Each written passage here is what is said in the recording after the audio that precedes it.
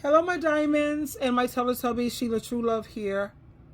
And I was looking at this video, the importance of why you shouldn't mistreat people. Because you could be riding high in April and shot down in May. And of course, that just brought me, let me share this with you briefly. Here we go. Anyone. Be humble, because those tables can turn.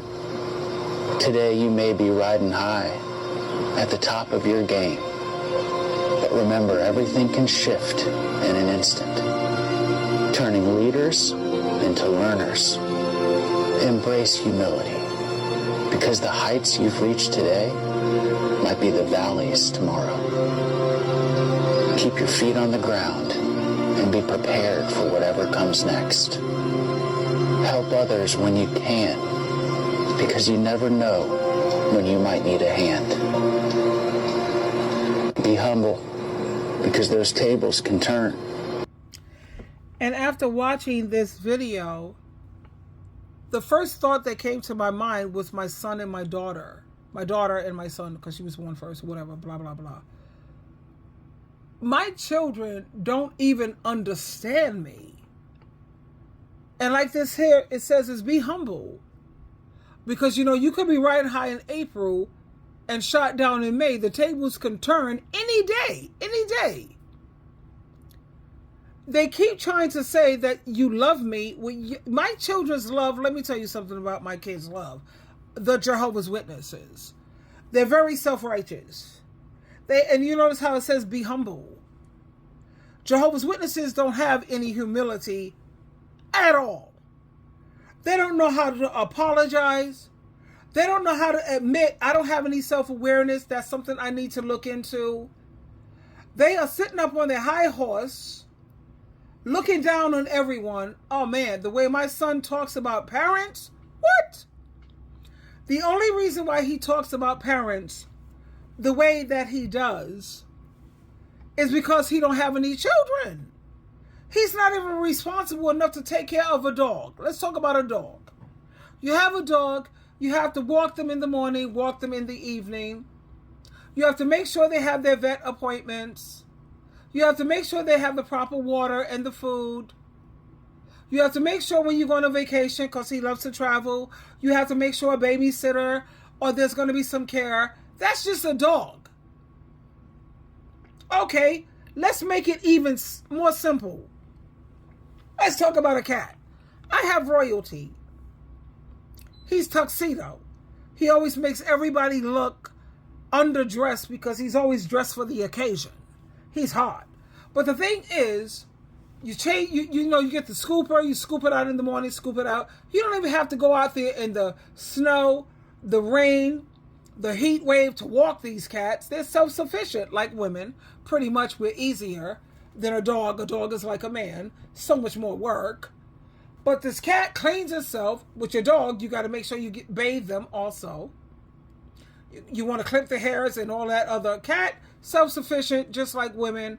We just give him some water. I always make sure his water is filtered. And you put food, clean the cat box inside the house. I don't have to go out there if it's hot, a heat wave, it's hot, whatever. No, a cat is like the easiest thing. You can't even do that. At the same time, you lack humility enough where you could sit around and condemn parents and talk about parents so badly. And the only reason why you have a lot of these adult children talking badly about their parents, because I have another family member who don't have children at all, and he had issues with his mother. And I'm sure you would, considering you what? Child, please. I think you understand where I'm going with this when you hear these adult children talking about how bad their mother is and they don't have a chick or a child, can't take care of a cat or a dog. They have no, what they have, let me put it like this, audacity. How dare you? How dare you? But the beauty is, let me tell you what I pray for. Don't disrespect Your parents. Yeah. Let me tell you. No, actually, let me tell you what I pray for. I just have to make sure I word this properly. What do you know about Nebuchadnezzar? Nebuchadnezzar, and I think about King Nebuchadnezzar, sometimes God has to break them in order to build them. Now, Nebuchadnezzar, he was full of pride. He was haughty. You know, he was so haughty that God had to humble him. He stripped him of everything. That's what needs to happen to my son and daughter. For 7 years, this king, he lived like an animal in the wilderness, eating grass like a cattle, until he finally looked up, and he had to acknowledge that God, Jehovah, Jesus, you're right. You are the rightful sovereign. Have respect for your parents. And I believe the same thing. It has to happen for these adult children. They think they know it all. They dishonor the very parents who made sacrifices for them. They walk around with this pride, entitlement, and bitterness, resentment. They've pushed away. When you're trying to work with these kids, you're trying to give them love, counsel, and wisdom. Sometimes, let me tell you what needs to happen. Sometimes, God has to let them walk through 7 years. That's what I pray for my kids, of hardship. Not out of cruelty, but out of love. Because they need to learn humility. Because only when they're broken, when they've exhausted all of their own strength, and that's when they're going to look up like Nebuchadnezzar and realize, I need God. Yeah, you go against Jehovah, Jesus, and the Bible, child. Don't pray for your family. Don't study the Bible. We're not supposed to build each other spiritually up because they'll govern anybody. Whatever, honey. They need to humble themselves in order to make things right. Let them go through some wilderness. They need that wilderness. Let them eat the grass for a while. Because when Jehovah God and Jesus Christ restores them, trust me when I tell you, they'll be different. My son don't have any kids. What the hell do he know about parenting? When you get on your social media and talk so badly, emotionally immature parents, child, bye. And let them eat the grass for a while. Because they'll be wiser, and then they'll be ready. Just as God restored Nebuchadnezzar, I pray that he restores them too. But only, Father, please, only after they've been humbled. So I'm trying to tell parents, stop chasing after these kids. Let God do the work, honey. Pray, I do pray.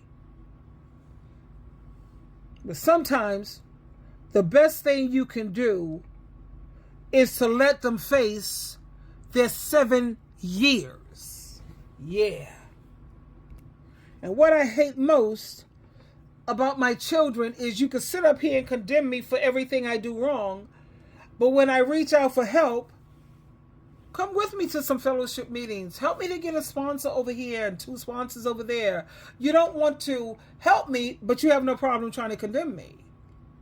So may you get to experience what it's like, or your children, if you have children, let them treat you and make you feel, oh yeah, exactly the way you make me feel and the way you treat me.